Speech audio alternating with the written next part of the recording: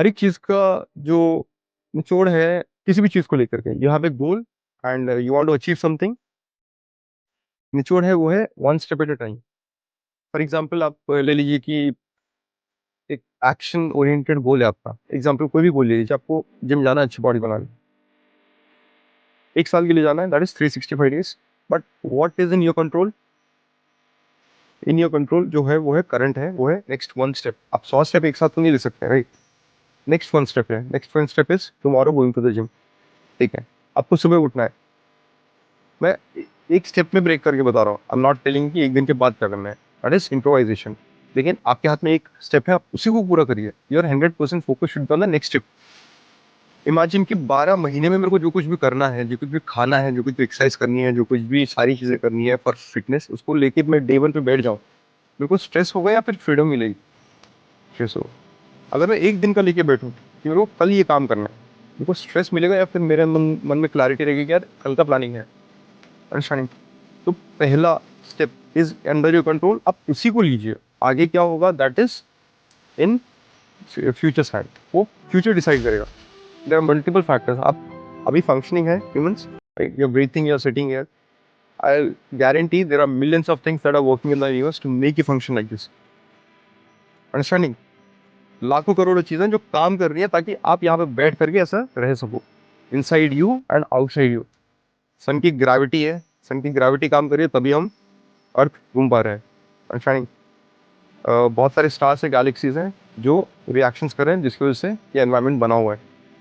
आपके शरीर के अंदर भी बहुत सारी चीजें हैं जो कुछ हो रही हैं, आपको नहीं पता है, science has not reached till there, but वो कर रही है। अंडरस्टैंडिंग? सो आप अपना काम करो, दैट इज वन स्टेप। बाकी जो हजारों लाखों चीजें हैं ना जो आपके कंट्रोल में नहीं है लेकिन हो रही है, वो अपने आप होती रहेंगी। तो आपको एक प्रैक्टिकल एक्सपीरियंस बता रहा हूँ जो आपके अंदर और बाहर हो रहा है। अंडरस्टैंडिंग? तो हमारा काम क्या है, मेरा काम क्या है कि मैं अगला कदम कैसे उठाऊं, उसके आगे के कदम जो है वो मुझे दिख जाएंगे। एक बहुत खूबसूरत चीज़ है, लेकिन मेरे को बहुत टाइम लग सकता है इस चीज़ में, लेकिन मैं बहुत शॉर्ट में बताऊंगा। Human is made of how many elements? 5 elements. 4 का तो हमें बहुत अच्छे से पता है। फिफ्थ वाला एलिमेंट पता है आपको? आकाश, हिंदी में आकाश कहते हैं, in English we call it as ether. अब चारों एलिमेंट जो है water, fire, earth and sky, air, इनकी खास बात पता है क्या है? ये आपको उतना ही जीवन दे सकती हैं जितना कि आपको मार भी सकती हैं।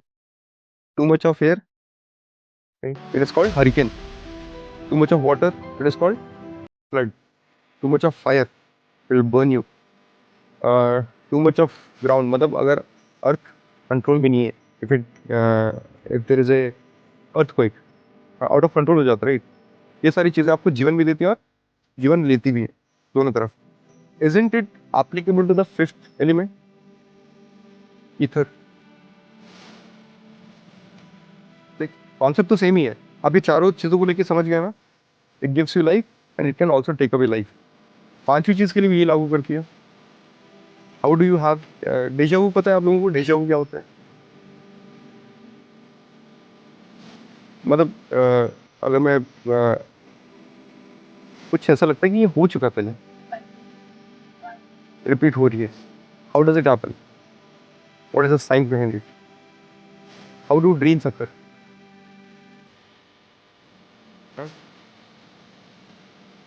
ये फिफ्थ एलिमेंट का ही magic. Why, like for example, बहुत सारे जानवर हैं, बहुत सारे पेड़ हैं, विदाउट आवर इंटरवेंशन वो ग्रो कैसे कर जाते हैं?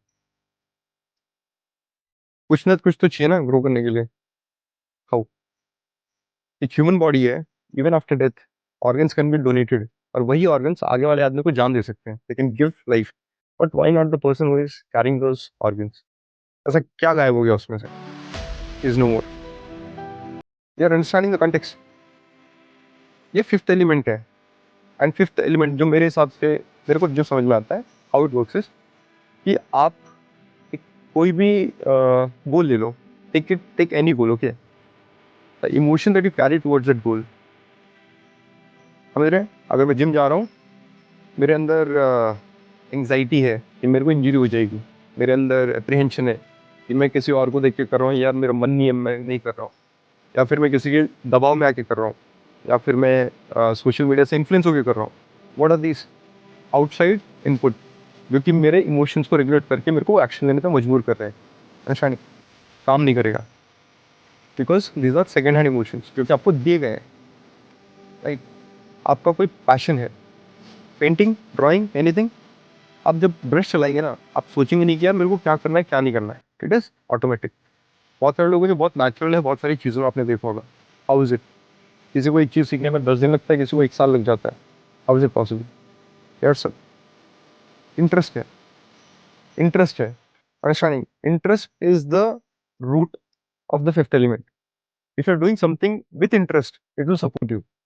If you are doing out of passion with disinterest, या फिर कर रहे हैं बस, it will never support you, it will take you in the direction that is not at all suitable to you. ठीक है, समझ में आ गया?